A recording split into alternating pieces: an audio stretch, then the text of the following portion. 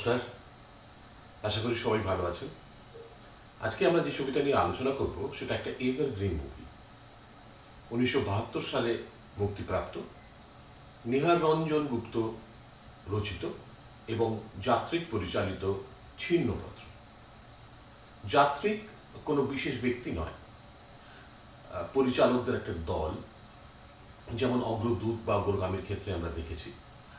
তারা হলেন শচীন মুখোপাধ্যায়, দিলীপ মুখোপাধ্যায় এবং তরুণ মজুমদার।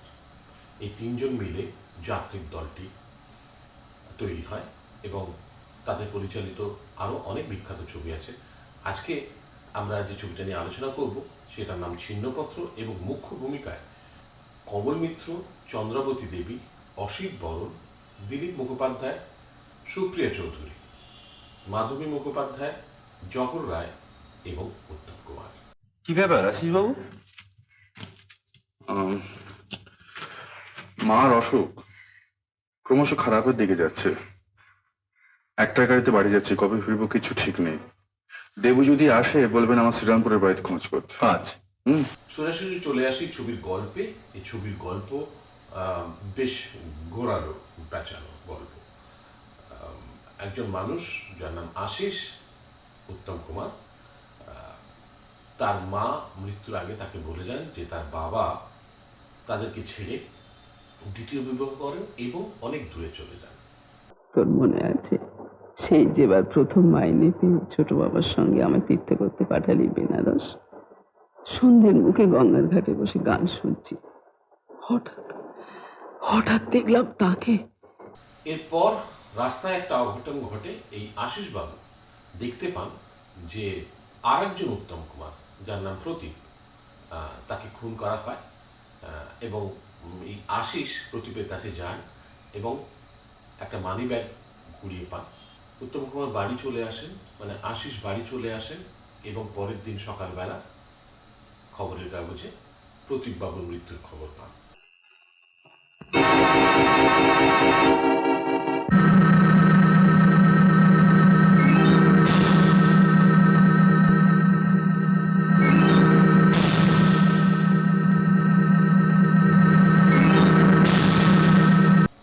তিনি মানিব্যাগটি খোলেন এবং সেখান থেকে তাদের ঠিকানা নাম পেয়ে ভদ্রলোকের বাড়িতে যোগাযোগ করার চেষ্টা করেন।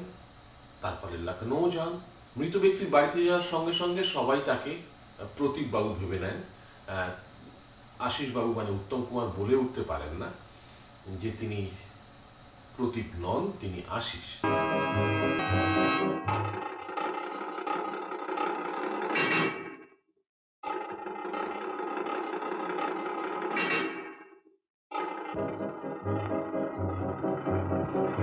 চিনতে কষ্ট হচ্ছে, কিন্তু প্রতীপবাবুর মা ধরে ফেলেন ব্যাপারটা।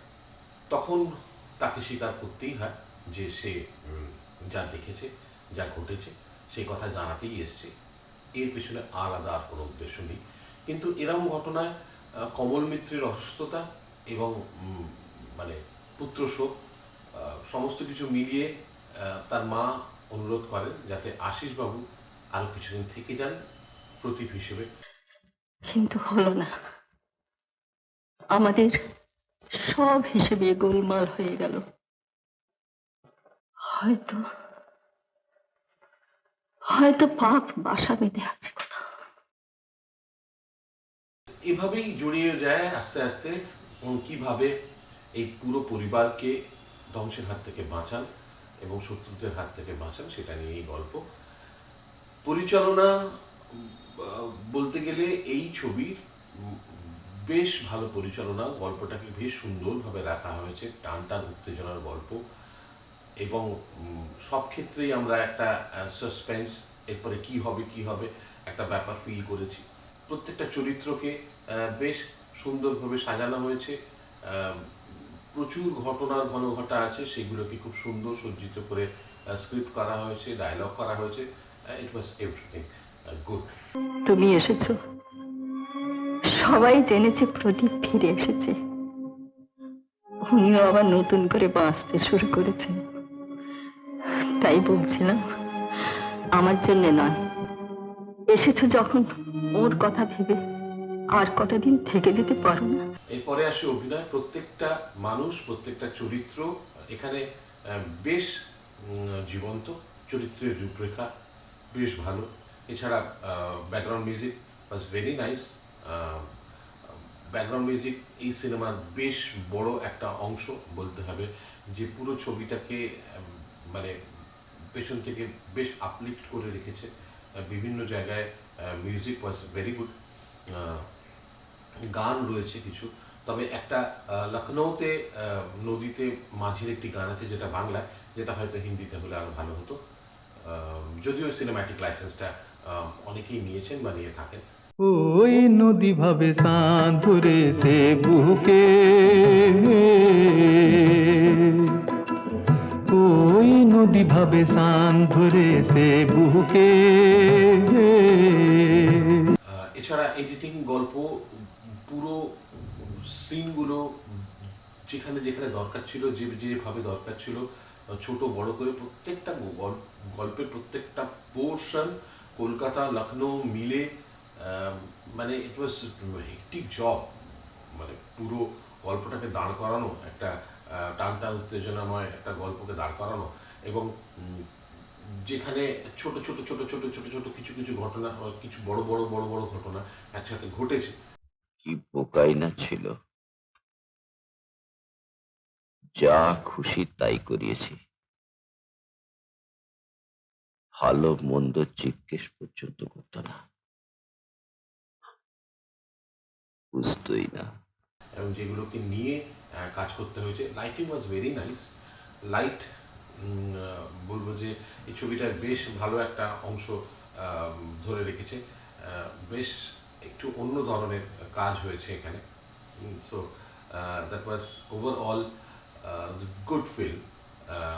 অ্যান্ড এখন মনে হচ্ছে তোমাকে অফিস যেতে বলে খুব ভুল করেছি।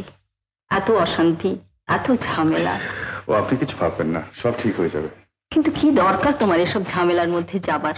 আমাদের ভালো করতে গিয়ে শেষে শেষ না দেখেই হার মানতে বলছেন? True to the story. প্রত্যেকটা ক্যারেক্টার, উত্তম কুমারের অসাধারণ কাজ, চন্দ্রাবতী দেবীর অসাধারণ কাজ, দুজন ছবিটাকে একেবারে দুদিক থেকে ধরে রেখেছেন। এছাড়া দিলীপ মুখোপাধ্যায়, সুপ্রিয়া দেবী ভীষণ ভালো কাজ করেছেন। I would like to settle the matter. Ruma, you stay back till I see you. Nico, man. All right. Ruma, প্রতীক চলে গেছে।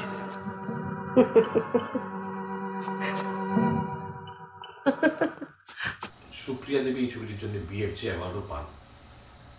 সো ছবিটা দেখুন। ছবিটা আপনারা ইউটিউবে পেয়ে যাবেন। এরপর আবার একটি নতুন ছবি নিয়ে আসবো, নতুন কোনো সিনেমা নিয়ে আসবো। নমস্কার।